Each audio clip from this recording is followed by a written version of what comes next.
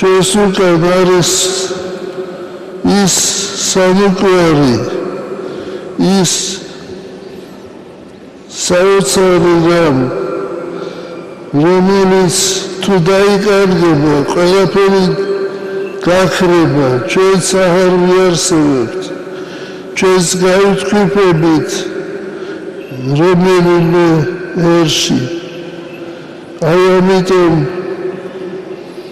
სამშობლოს უნდა გაუფრთხილდეთ, როგორც თვალის ჭის,